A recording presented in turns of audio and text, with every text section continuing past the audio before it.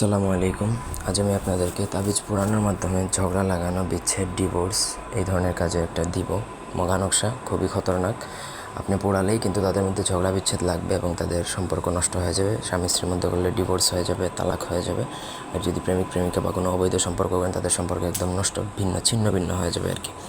ভাইয়ে ভাইয়ে করলে ভাইয়ে ভাইয়ের শত্রুতা লাগবে, পরিবারের কারোর মধ্যে করলে দুজনের মধ্যে খুনাখুনি লেগে যাবে, এরকম একটা অবস্থা হবে।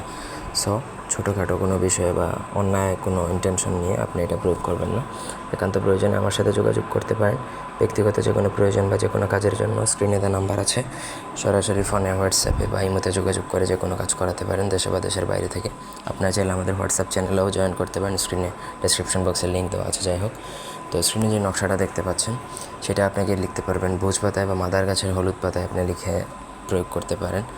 এই দুইটা কাগজ ছাড়া অন্য কোনো কাগজে বা সাদা কাগজে লেখার চেষ্টা করবেন না, কাজে হবে না।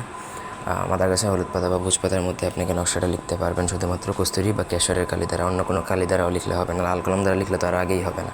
প্রত্যেকটা নকশা লেখার একটা নির্দিষ্ট নিয়ম থাকে, সেই নিয়মটা যদি আপনি ফুলফিল করতে না পারেন তাহলে আপনার কাজ কিছুই হবে না, গুড়ার ডিম হবে। সো এইসব বেসিক নলেজ নিয়ে তারপরে আপনাকে কাজে আসতে হবে।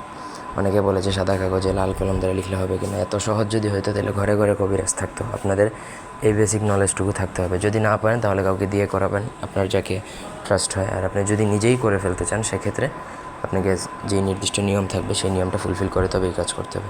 নকশা লিখবেন 7টা, শনিবার দিনে শুরু করবেন, 7 দিনে 7টা পড়বেন, শনিবার থেকে শুক্রবার। এর মধ্যে ঝগড়া লেগে যাবে কিন্তু আপনাকে 7টাই পড়াতে হবে।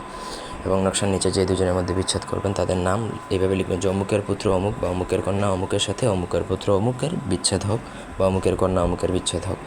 এইভাবে আপনি নকশা 7টা লিখে 7 দিনে পড়বেন। তাদের মধ্যে গ্যারান্টি দিচ্ছি বিচ্ছেদ হবেই হবে। ধন্যবাদ।